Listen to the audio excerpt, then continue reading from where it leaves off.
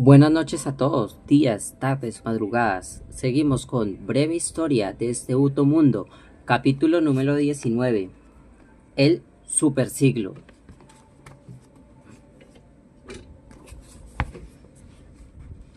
Pocos siglos tan fascinantes en la historia de la humanidad como el siglo XX. Es el de las maravillas científicas, cuando el hombre visitó la luna, conquistó el espacio, descubrió nuevas fuentes de energía, se movió por tierra, mar y aire con gran rapidez, derrotó numerosas enfermedades, crió bebés en un probeta, trasplantó órganos, clonó animales, entrelazó al planeta mediante Internet y alimentó a más pobladores que nunca. Pero es también el siglo en que Europa fue destruida 2 veces y murieron entre 70.000 y 100 millones de personas en 2 guerras mundiales. El siglo en que uno de los países más civilizados del mundo emprendió un genocidio de inenarrable crueldad, en el que surgieron nuevos males. La naturaleza reveló las heridas del crecimiento insensato. Proliferaron los tiranos. La Guerra Fría, que siguió a la Segunda Guerra Mundial, nos mantuvo con los nervios de punta. Varios países desarrollaron armas capaces de destruir el planeta en cuestión de segundos, y cada día mueren de hambre 25.000 personas. El balance general parece negativo. El historiador Eric Hobsbawm recopiló y publicó algunas valoraciones autorizadas sobre el siglo XX. Su antología es una invitación a la depresión crónica e incluso al suicidio. Lo recuerdo como el siglo más terrible de la historia occidental. Isaiah Berlin, filósofo. Lo veo solo como un siglo de masacres y guerras. René Dumont, ambientalista. No puedo menos que pensar que este ha sido el siglo más violento de la historia humana. William Goldwyn, Premio Nobel de Literatura. Su principal característica es la multiplicación de la población mundial. Es una catástrofe, un desastre. Ernest Gombrich, historiador. El siglo XX elevó las mayores esperanzas que ha concebido la humanidad y destruyó todas las ilusiones e ideales. Yehudi Menuhin, músico. Nuestro siglo demuestra que la victoria de los ideales de justicia e igualdad es siempre efímera, pero también que siempre podemos empezar de nuevo si perseveramos la libertad. Leo Valiani, historiador. Hobsbawm, a su turno, reconoce que fue un siglo de progreso incomparable, maravilloso, pero también el siglo más asesino del que tenemos noticia precisa, tanto por las dimensiones, frecuencia y longitud de las guerras que lo llenan, como por la magnitud sin paralelo de las catástrofes humanas que produjo, desde las grandes hambrunas hasta el genocidio sistemático. El historiador Paul Johnson lo define como el siglo de la infamia, y una voz resume desde Argentina los terribles y formidables últimos 100 años del siglo XX. Cambalache, problemático y febril. El que no llora, no mama, y el que no afana es un gil. Enrique Santos Discépolo, músico y filósofo. En suma, la buena noticia es que el siglo XX nos mostró un progreso material incomparable. La mala es que registró un retroceso moral apabullante. Primero, las buenas noticias.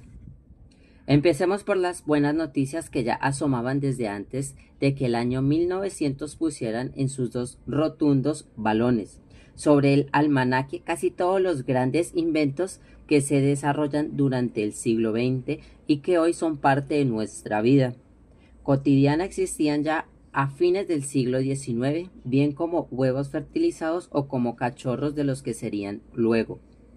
Darwin había planteado desde 1859, en su libro El origen de las especies, ya citado, que el hombre y el mono descienden de un tronco común y que solo sobreviven las especies que mejor se adapten al medio. La religión consideró el escándalo este texto, quizás el más importante en el área de la ciencia desde Principia Mathematica, pues borraba de un zarpazo la tesis creacionista de la Biblia, aquello de un Adán fabricado de barro, una Eva fabricada de una costilla, de un Adán y un paraíso fabricado en 7 días, aprovechando que, a diferencia de la Iglesia, los monos no protestaron.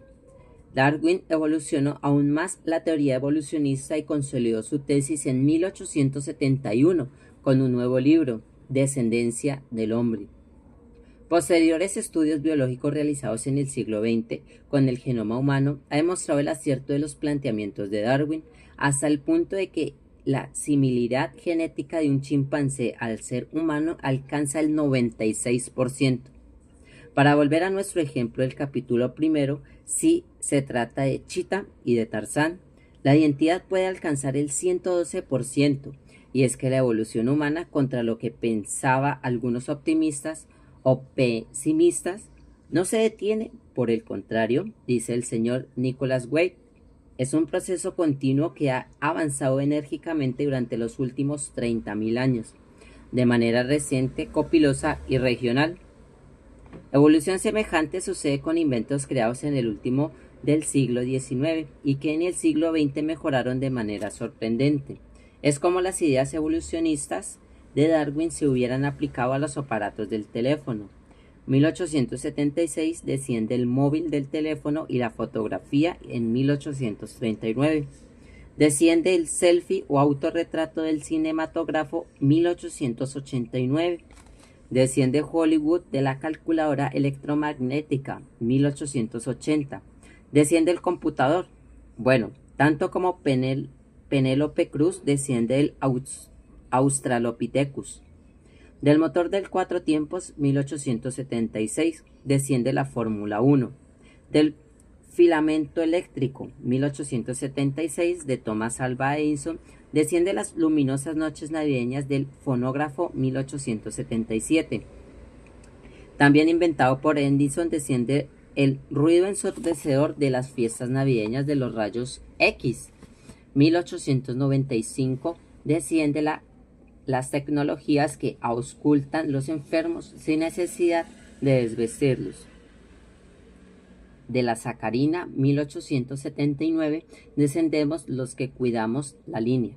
De las telecomunicaciones por antena 1895, más la calculadora electromagnética, más el teléfono, más la fotografía, más el cine, más la sacarina y más otros inventos, descienden Internet, YouTube, los mensajes, Facebook, WhatsApp, Twitter y una larga lista de lo que denominan aplicaciones. También hay ciertas noticias que eran buenas en el siglo XIX y se volvieron malas en el siglo XX. Por ejemplo, el hallazgo de la radioactividad 1897, que comenzó por ser una prodigiosa fuente de energía y se convirtió en una angustiosa fuente de nueva destrucción. La dinamita 1866, creada para vencer barreras materiales, que acabó al servicio de terroristas sin barreras morales.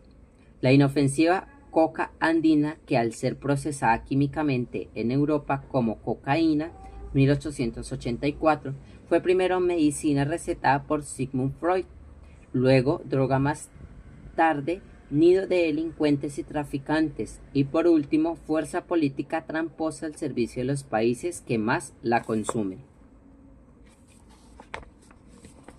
Einstein, relativamente genial. Al llegar al esperado 1900, Albert Einstein tenía 21 años. Había nacido en Ulm, Alemania, 1879, y ya había descubierto 3 cosas. Primero, que era uno de los peores estudiantes de su curso. Segundo, que era aconsejable hacerse ciudadano helvético. Y tercero, que no tenía futuro como violinista profesional. Decidió pues dedicarse a la física y matricularse gratuitamente en una universidad suiza. El tema que lo obsesionaba era la relatividad. Como se trata de una teoría difícil para lectores que carezcan de conocimientos avanzados en efectos fotoeléctricos, secuenciales gravitacionales y matemáticas complejas. No intentaré explicar aquí, Basta con decir que dicha teoría relaciona materia y tiempo hasta llegar a la siguiente ecuación. E es igual a mc2 al cuadrado. En ella, E es la máquina letra de alfabeto, M es la representación del fonema consonántico nasolabial y la C es bastante más redonda que las otras dos. Vaya uno a saber por qué figura luego un 2, aún más pequeño que las letras. Algunos dicen que significa cuadrado, pero parece más redondo que cuadrado. Es posible que se trate de un error tipográfico, lo que permitía despojar a Einstein del premio Nobel que le dieron en 1921. La receta E es igual a mc2.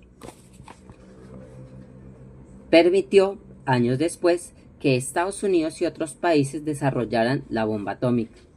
Para entonces, el encantador Einstein espantó por la persecución a los judíos en Alemania. Vivía ya en América del Norte y había agregado un tercer pasaporte a su lista. John Archibald Webb, físico y filósofo que trabajó con él, recuerda admirado su calidez y su consideración y por encima de todo la profundidad de su entendimiento. Añade que tenía un sentido único del mundo, el del ser humano y de la naturaleza como todo armonioso. Aparte de la relatividad, uno de los más interesantes hallazgos del simpático personaje que buscaba ese todo armonioso fueron las paradojas. Por ejemplo, escribió que lo más incomprensible del mundo es que es comprensible. En cuanto a las paradojas físicas, estudió con especial cuidado aquellas creadas por la aceleración del movimiento. No fue menos paradójico que Einstein se le atribuyera la inspiración de la mortífera bomba atómica pese a sus rotundas declaraciones pacíficas, pero la verdad histórica es que él recomendó en 1939 al presidente de Estados Unidos, Franklin D. Roosevelt, que desarrollara las armas atómicas antes de que lo hiciera otra potencia. En lo que se refiere a la relatividad, su primera mujer, la científica serbia Mileva Marić, descubrió que el genio de su marido era relativamente maluco.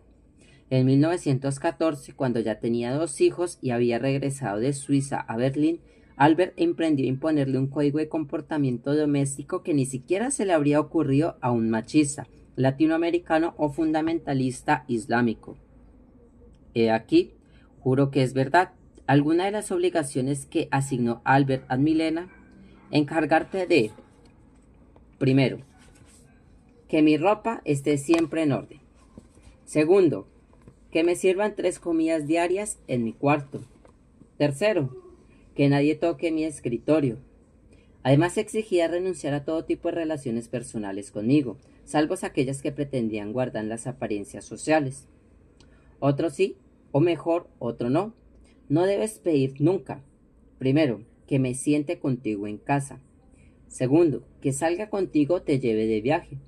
Como si fuera poco, la obligaba a responder inmediatamente cuando te dirijo a la palabra. Y no hablar mal de mí ante mis hijos. Aunque resultaba redundante añadirlo, le advertía, no debes esperar afecto de mi parte y no me reprocharás por ello. Pocos días después de recibir esta carta bomba atómica, Mileva se le largó con sus hijos a Suiza y él se casó con una prima que era su amante secreta desde hacía años. El sabio que cambió la historia de la ciencia murió en 1955 en la Universidad de Princeton, Estados Unidos. Exigió que no se realizara ceremonia funeral y que se arrojaran sus restos al río Delaware. Cumpliendo sus deseos, cenizas y río fueron un todo armonioso. El espacio conquista la televisión y viceversa. Aparte de la energía atómica, y bien mal aplicada, el siglo XX vio nacer, crecer muchas otras novedades que habrían sido inimaginables.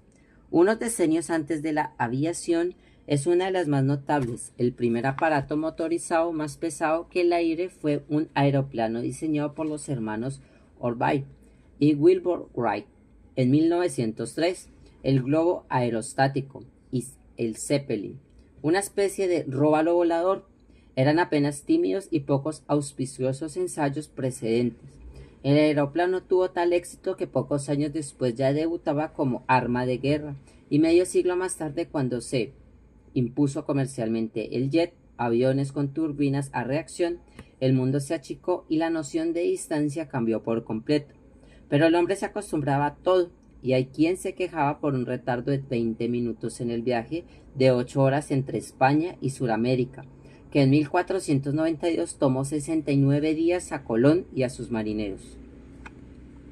No han sido inferiores en trascendencia los hallazgos en materia física y química, como el neutrino, los agujeros negros, los quasares, el aislamiento de aminoácidos, los radiazales libres, los fotones, el anillo del benceno, los coenzimas, las partículas alfa, los péptidos sintéticos, el helio líquido, los isópotos, la expansión del universo, las supernovas, los magnetrones, las galaxias en retroceso, la antimateria, los betatrones, la superconductividad, los hidroxilos espaciales, los pulsares, los quarks, los peptidil, transferasa y materia oscura, pero no intentaré explicar cada fenómeno porque esta es una materia de veras oscura, y porque me falta espacio y porque los inventos que uno más grandes son aquellos en que pueden sentarse en toda comodidad, abrocharse el cinturón y pedir a la azafata una mimosa.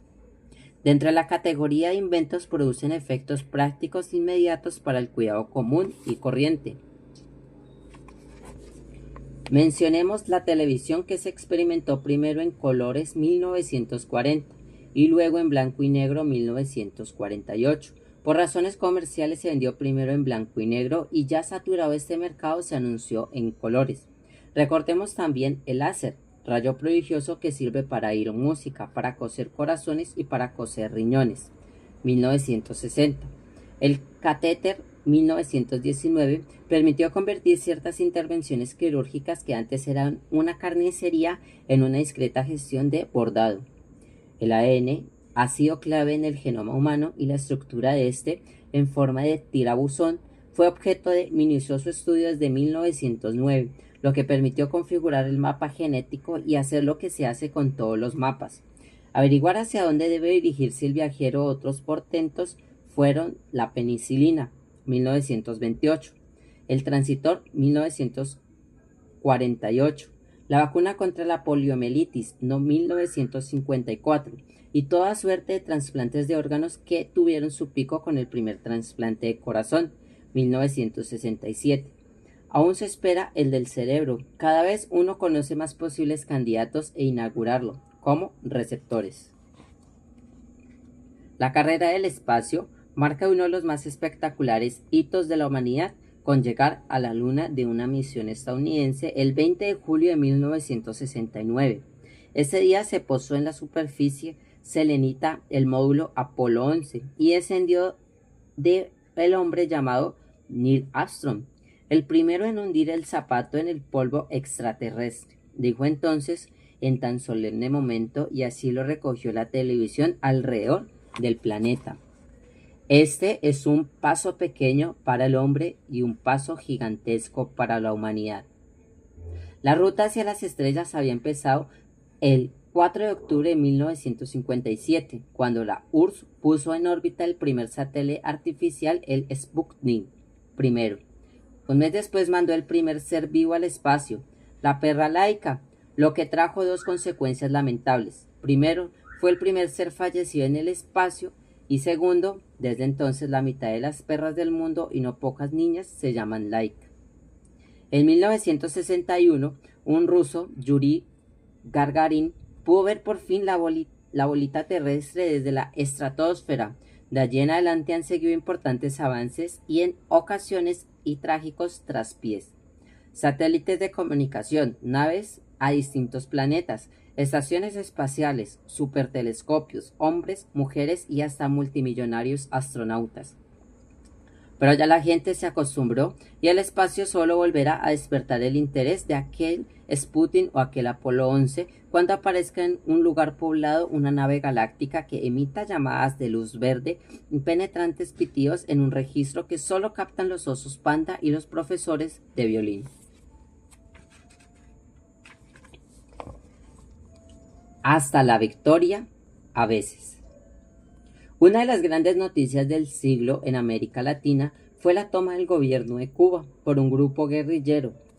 Extraña historia la de Cuba. No obstante haber sido una de las primeras islas americanas que descubrieron los españoles, fue una de las últimas en liberarse de ellos. A diferencia de casi todos los demás países del continente, los fundadores de la patria no eran grandes militares ni políticos. La primera de sus 3 guerras de independencia, 1868, estaba encabezada por un terrateniente azucarero millonario, Carlos Manuel Céspedes. La segunda, 1898, fue convocada por un poeta y periodista, José Martín, y al frente de la tercera, 1959, estuvieron un abogado, Fidel Castro, y un médico, Ernesto Che Guevara. A los 4 los unía el amor por la patria, pero sobre todo el amor por la barba. En Cuba, casi todos los grandes seres y algunas de las heroínas han sido barbudos.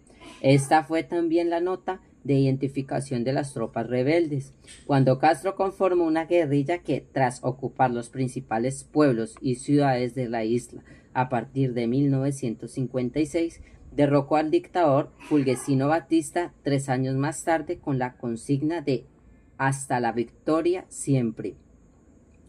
La Habana era aquel entonces el foco de juego, droga, prostitución, represión política y mafiosos.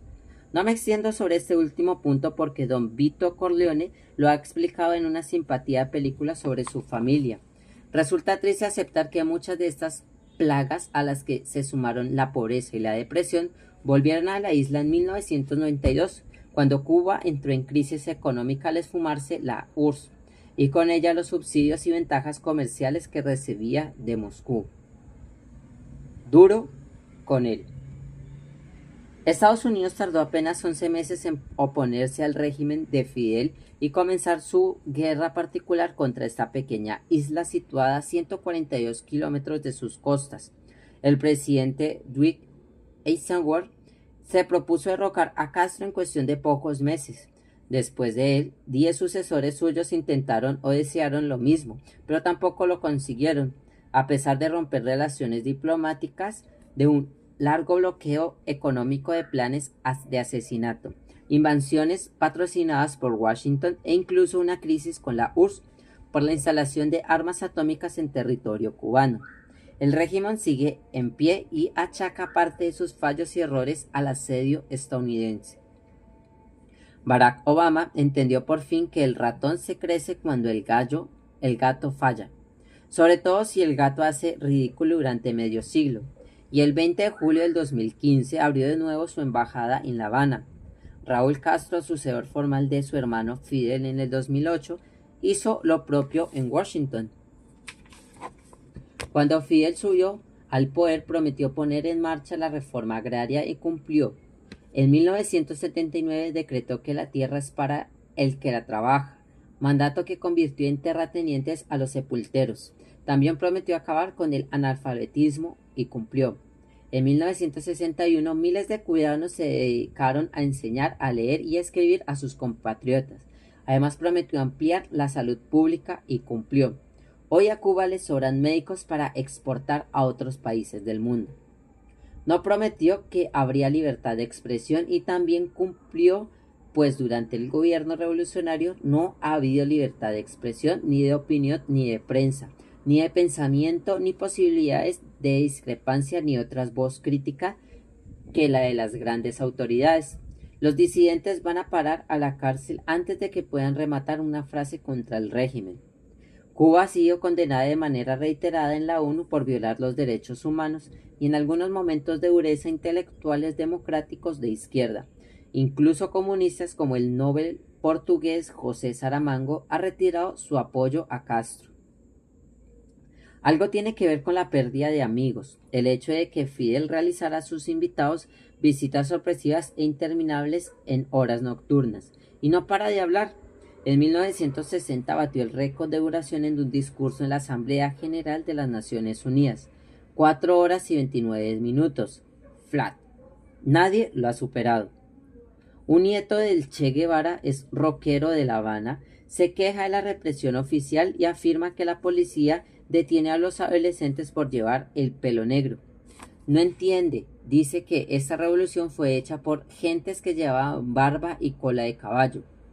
Una canción de otro rockero, el compositor y opositor Carlos Varela, se convirtió en himno de la juventud rebelde, porque exige que Guillermo Tell deje de apuntar a la manzana en la cabeza de su hijo y sea el turno al chico para experimente con la manzana en la testa del padre.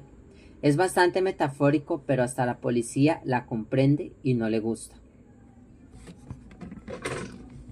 Mitad aventurero, mitad médico. Cuba exportaba desde hace siglos ron, puros y música. En sus primeras décadas el gobierno de Castro se propuso exportar además azúcar y revolución.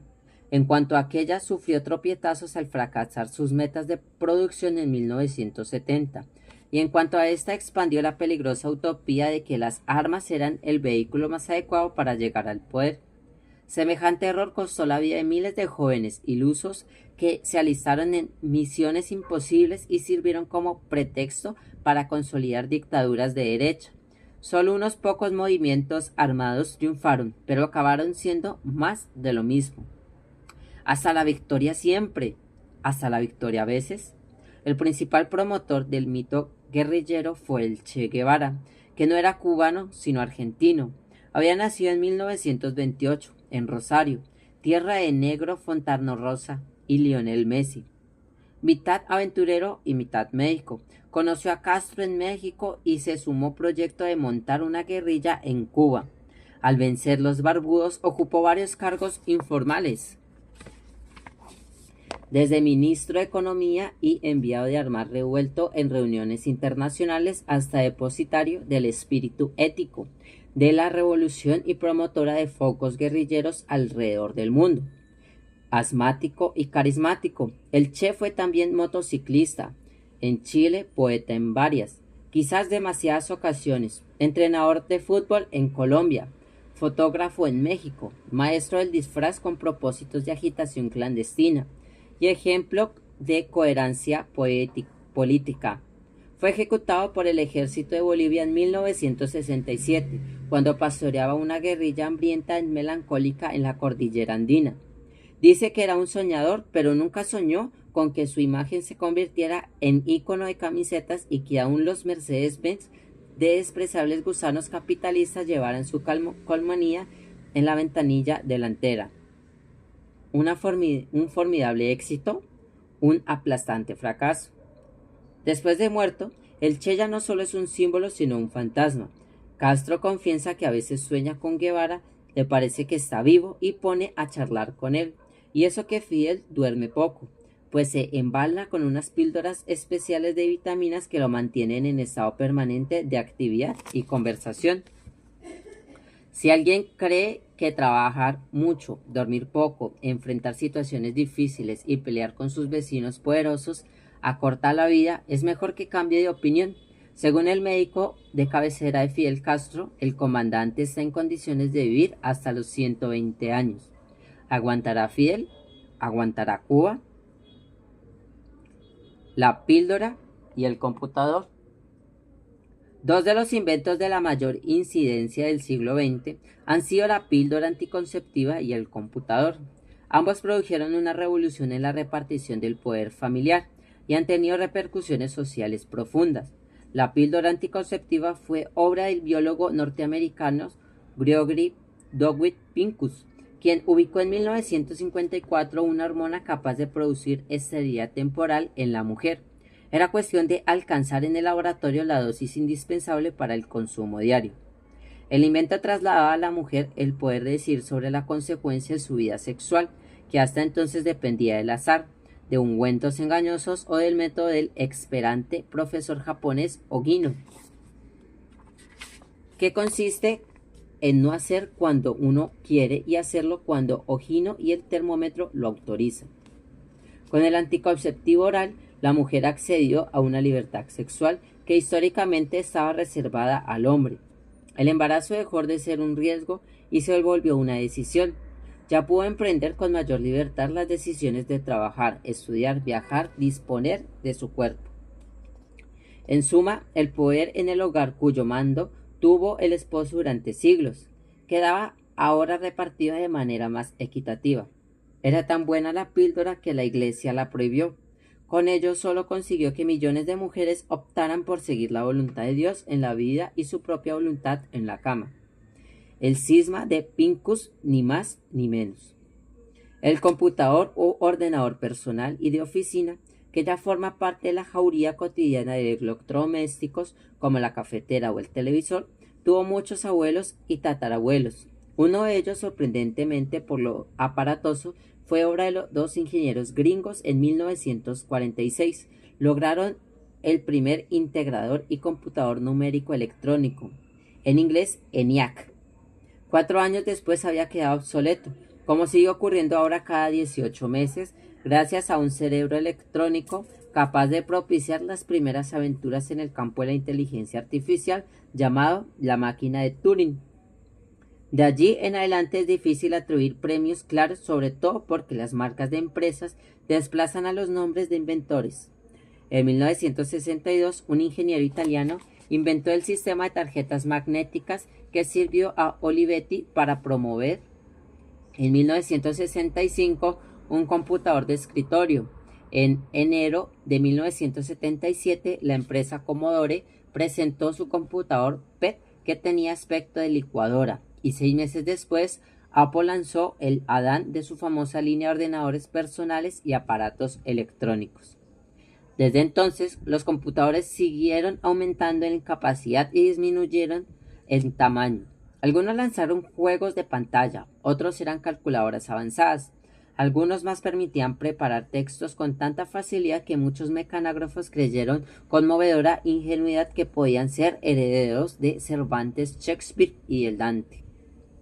La presencia de estos monstruos en los hogares, junto con otros inventores que caben en la palma de la mano, significó otro viraje radical en el desequilibrio de poderes domésticos. Los niños, que casi siempre ocuparon el lugar que le asignaban su ignorancia y la autoridad paterna, comenzaron a nacer y crecer en medio de teclados, pantallas y conexiones. Parecía que a través del tetero no se alimentaban de leche, sino de gigabytes. Mientras tanto, sus padres y abuelos olían al libro viejo y teléfono de enchufar.